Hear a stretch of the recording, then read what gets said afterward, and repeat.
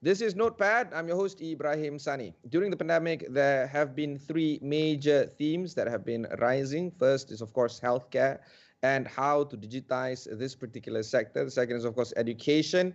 But the third, the most talked about item, I suppose, post-pandemic is sustainability and perhaps how to digitize the world moving towards a more sustainable environment. Very recently, we've heard numerous news reports of how Intel Malaysia, for instance, is now running the largest solar farm outside of the US, aims to power buildings across Kulim and Penang campus. They are also doing a lot of other stuff, not just about sustainability, but in the computing world as well. To talk more about this is, of course, Robin Martin, the Corporate Vice President of Intel Malaysia. Robin is, of course, also the General Manager of the Assembly Test Manufacturing Centers in and across the country. Welcome to the show, Robin. Thank you, Ibrahim. It's a pleasure to be here. Now, of course, Intel and Malaysia has a very long and storied history. Let's start with the Intel history with the country and what kind of investments that you have made along the way, and perhaps how are you going to see the company behaving or performing or growing in this country moving forward? Absolutely, Ibrahim. First of all, thank you for inviting me to this program. It's a thrill for me to be here, and I'm really excited about this opportunity. As you know, in fact, many may not know this, but Malaysia, or Penang specifically, is Intel's first international location. We have been here since 1972, and we'll be celebrating 50 strong years next year. In fact, Intel is known to be one of the 8 samurais that first set up operations back then. And today we have over 10,000 employees across the Intel Malaysia family in Penang, Kulim, as well as a small outfit in Kuala Lumpur. Over the years, Intel has invested over $6 billion US, so roughly about 25 billion ringgit. And we have grown to become a microcosm of the larger Intel. We've got manufacturing, we've got a very strong product design group, we've got sales and marketing, as well as a global shared services organization. And our Malaysia operations, Ibrahim, is one of Intel's largest, consistently contributing about 10% of the country's total electrical and electronic export each year, supported by a critical and massive supply chain ecosystem. Let's talk a little bit more about what you have mentioned just now. We know that Intel is undergoing a lot of transformation procedures themselves, yourselves. On the business front, what is Intel Malaysia responsible for? What are you guys manufacturing? And perhaps what are the plans for Intel Malaysia moving forward? So Malaysia is one of Intel's 4 large global assembly and test manufacturing operations.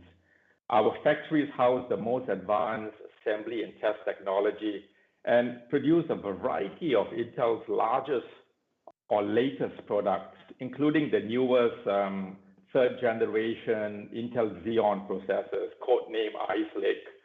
We also recently started up a brand new advanced test technology factory, which is part of our additional $10 billion investment commitment. Robin, let's talk a little bit more about following items that you mentioned just now. There's a large product design team in Malaysia as well. What kind of work do they do? What kind of investments are they getting? Oh, absolutely. Happy to. We also have the country's largest product design center, Ibrahim, with over 4,000 engineers. And they are contributing significantly to the design and development of Intel's latest products in the area of PCs, data center, Internet of Things, as well as field programmable gate array products. Now, this design center was established 30 years ago, and they are part of global teams today designing Intel's latest microprocessors, including the latest Xeon scalable processors, codename Ice Lake, which was launched just very recently this year. Now, there's also an Internet of Things group, which is a part of our design and development organization. Over the years, Intel Malaysia has grown to be an IoT powerhouse, working really closely with the local IoT system integrators and the Malaysian government to drive the adoption of AI or artificial intelligence and IoT. And this is a part of the Industry 4.0 initiative. As an example, Intel Malaysia has been collaborating with local system integrators to come up with solutions that have helped tackle the spread of COVID-19. And our IoT team also participates in smart city programs. In fact, there's one going on right now, which is the Smart City of Penang project. So this is being proliferated to other towns as well as cities. And the whole idea here, Ibrahim, is to help develop a technology platform to better manage and control information. Yeah. Finally, sorry, go on.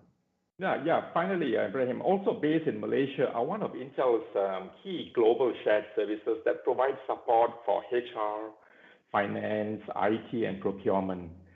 And our Asia Pacific sales team, it's really a mini United Nations under one roof.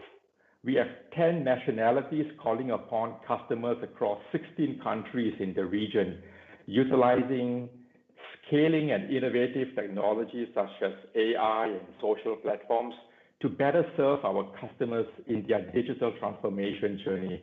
So really, at the end of the day, the Malaysia team is at the heart of it all. Yeah, so that's the point that I wanted to ask you just now.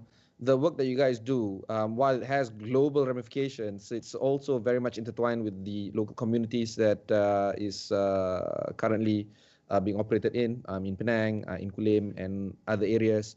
What kind of community work that you guys are doing in those locales, as well as how this impacts the communities across Malaysia?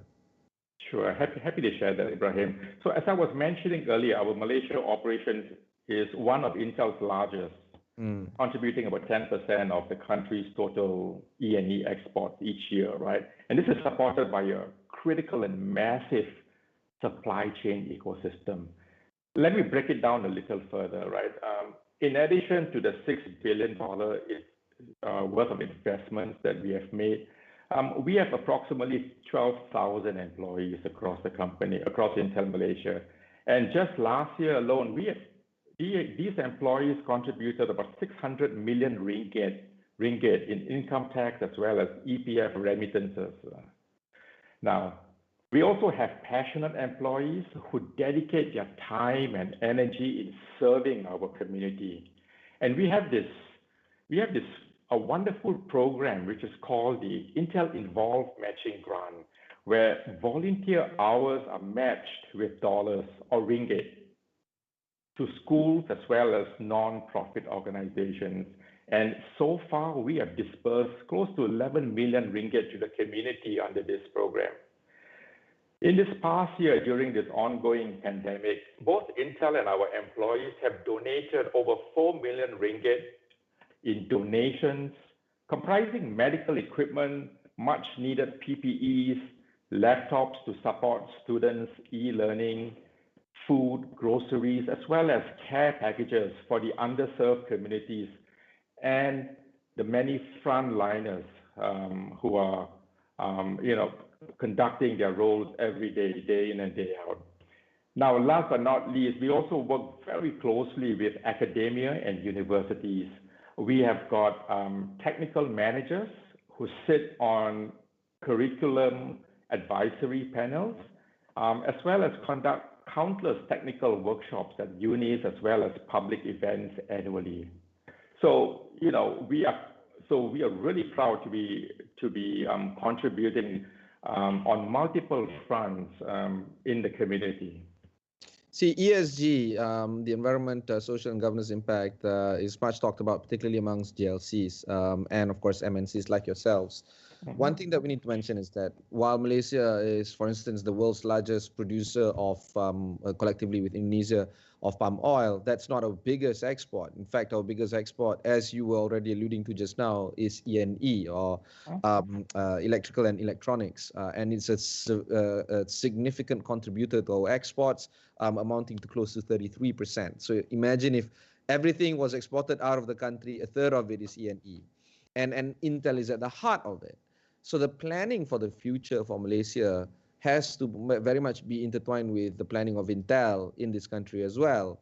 Do you feel that there has to be some rethink into how you guys do your business in order to future-proof yourself? It's not just about semiconductors anymore. It's about soft skills. It's about AI. It's about machine learning. Where do you guys stand on this when it comes to Intel Malaysia?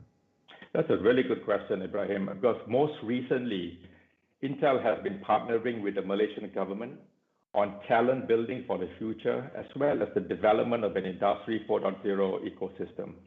For example, we recently collaborated with MIDA and MPC to launch an AI program for over 100 local SMEs to help them jumpstart their Industry 4.0 journey. Now, similarly, we also launched what we call the Systems Cloud for Universities platform with both Talent Corp as well as CRES, right? And the whole idea of this consortium was to enable remote hands-on learning access and bring the lab environment directly to university students. Now, these are just a few examples, but there's so much more that we hope to do in support of the country's My Digital initiative to transform Malaysia digitally by 2030. Now, regarding the uplifting efforts in the community, our employees are really the real heroes here. Many of the activities are carried out by passionate employee volunteers just wanting to give back, right? Intel has funded so many employee-led initiatives like building isolation booths for COVID testing during the height of COVID, teaching teachers how to make full use of virtual classroom tools, making PPEs, delivering them to hospitals in need, mass distribution of grocery hampers and food, and the list just goes on and on. So again, I'm really proud to say that our employees are at the heart of this fight against the pandemic. Not only do they keep the operations running safely without skipping a beat, Ibrahim, but they also help to keep their colleagues and families safe by following a stricter SOP and contributing to providing essentials, right, to the frontliners and communities in these times of need. I feel so blessed and utterly grateful and proud to be leading this Intel Malaysia family. Right. Robin, we'll go for a short break. When we come back, we'll talk about the semiconductor shortages that is facing the globe. We'll be right back after these messages.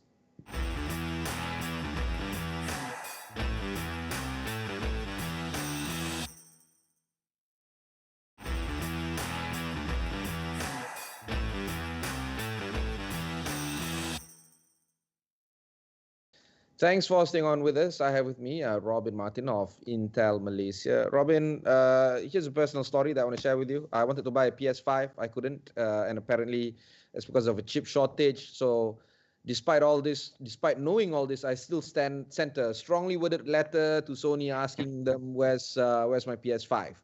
But all jokes aside, that is a reality that we're facing right now. The world is facing a chip shortage. And this is because of the increased demand for devices, because of the fact that the whole globe has finally gotten around to digitizing itself. Anywhere from schools to healthcare systems, the whole world is now understanding or adopting the use of technology. People like you in Intel or people like me in a broadcasting world, we're already there. But to get the rest to join us is also important. And now they are here. So how is Intel managing that kind of shortage in resources? And how do you intend to manage the supply chain moving forward? As you rightly pointed out, I mean, we are facing a global semiconductor shortage because the world is just becoming more digital, right? With automotive, telemedicine, remote work, remote education, and all, right? All of this is just driving this this digital transformation. And every aspect of that digital world today runs on semiconductors, right? And with COVID, that has just accelerated it and put us into high gear. Now, the world needs more of these capabilities and really want a more balanced supply chain so that folks like yourself, Ibrahim, you will be able to get whatever you want, right? Now, we do believe that there's an over-reliance on a relatively small number of countries. So Intel does believe that it is one of the few companies in the world today that can step in to help with this. Because here's what we believe, right? That technology has never been more important for humanity. We are living in a digital world, which is driven by the following four superpowers, right? The cloud, the connectivity in 5G, AI, as well as the intelligent age. So really, Intel's technology and leadership products are more critical than ever, right? So here's what we are doing, Ibrahim. Seeing that there's a strong demand for Intel's products, right? We have been increasing our capacity to meet it, right? We have just announced what we call the IDM 2.0, right? And what this means is that we're going to be expanding our manufacturing capacity to meet the accelerating global demand for semiconductors. Just recently, our CEO, Pat Gelsinger, announced that we would be investing about $20 billion for 2 new fabs in Arizona in the United States, which will support the growing requirements of our current products and customers. And it will also provide committed capacity for foundry customers as well. Now, closer to home, as I'm sure you'll be asking me next, I mean, so what does this mean for Intel Malaysia, right? Well, I'm pleased to announce today that we are also increasing our manufacturing space in both our Penang and Kulim campuses.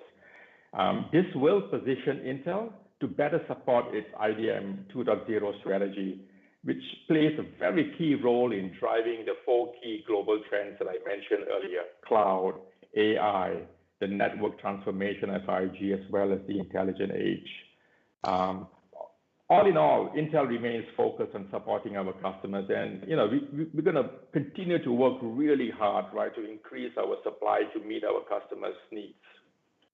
Yeah, let's talk a little bit more about what Pat Gelsinger announced last month. You were alluding to the fact that you guys are moving towards an integrated device manufacturing 2.0, but how does that entail into the kind of workforce that you have right now? Are they going to go through some reskilling process, or are they going to upskill themselves? It's no longer just about the manufacturing per se, but perhaps moving across the supply chain, from being a semiconductor producer to something else. What's the story of the IDM 2.0 when it comes to Intel Malaysia?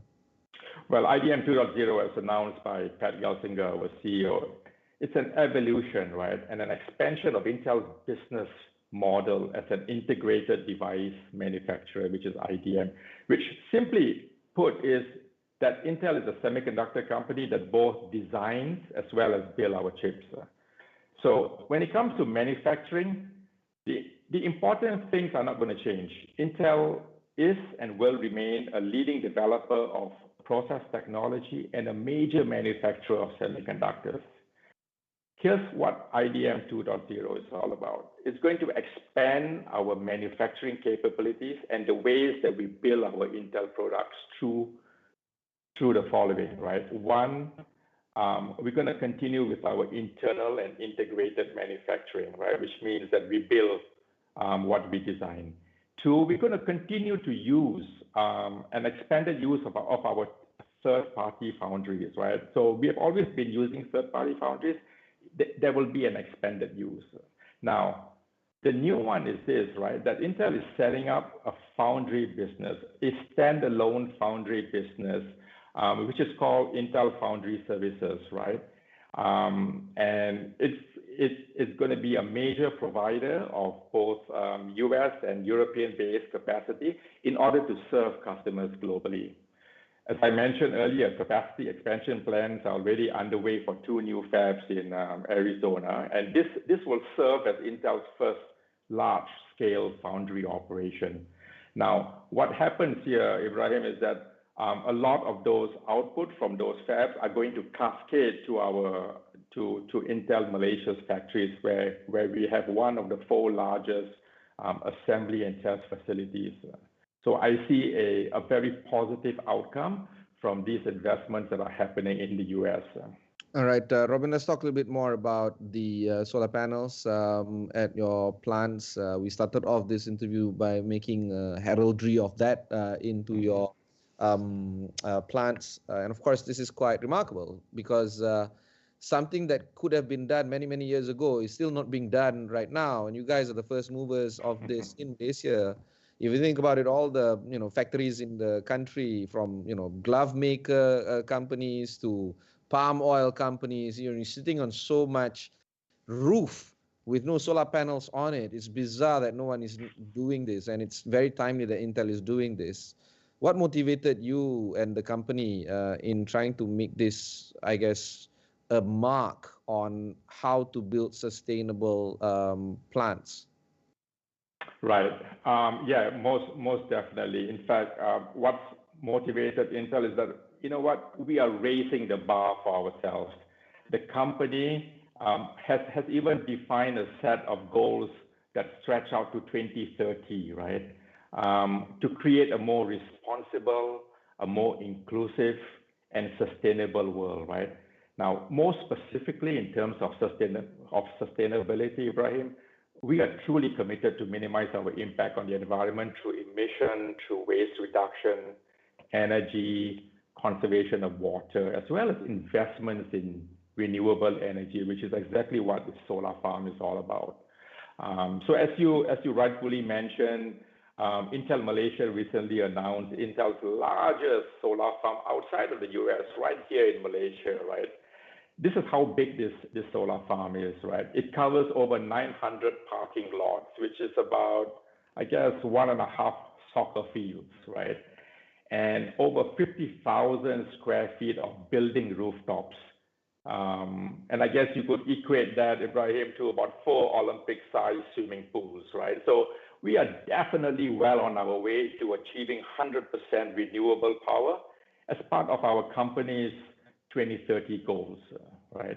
Now, this solar project contributes about 15% of Intel's global on-site solar electrical power capacity, right?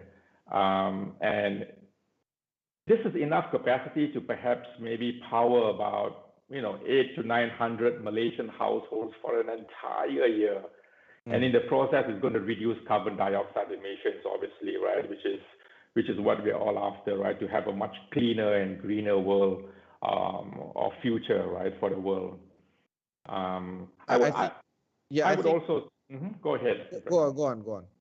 No, I would also say that Intel has had a long history of corporate responsibility as a global leader through our own actions, through our own investments, as well as enabling customers to reduce environmental impact through the use of our technology, right? And that's why we raised the bar on ourselves, right? By setting those really bold, audacious goals and strategies in 2030, because what we aim to do is to become the most inclusive, the most responsible, and the most sustainable company on the planet. Robin, before we end this interview, let's talk a little bit more about sustainability still, because Malaysia, for instance, have declared to cut emissions to 45% based on 2005 levels by 2030. This is very much in tandem with a lot of countries around the world, but we can't do this unless everybody else within the country does it as well. Do you feel that there has to be more outreach from Intel to the communities that you're operating in, to your peers, to your customers, to industry makers? Do you feel that there has to be more conversations on this, particularly when it comes to sustainability in manufacturing? Absolutely. In fact, I think if I were to use how Intel and the rest of the E&E industry came together during the COVID pandemic in this last year, right? In how everyone supported each other to do what's right for our employees as well as for the country, in tandem with the government, right? I think that's a success story in itself, Ibrahim, of how the entire industry, and Intel is definitely going to be one of those players, right, to collaborate together with the government on this really bold 2030 goal that the government has. So yes, Ibrahim, we are in it. Fantastic. Thank you, Robin. That was Robin Martin, the Corporate Vice President and General Manager of Assembly Test Manufacturing and Managing Director of Intel Malaysia. If you've missed any part of this interview, just head on to astroawani.com for Notepad. Plenty of interviews like this can be found there. And also you can watch us on your mobile devices. Just download the Astro AWANI app wherever you get the application. Until then, thanks very much for staying on with us and continue to be with us on astroawani.com.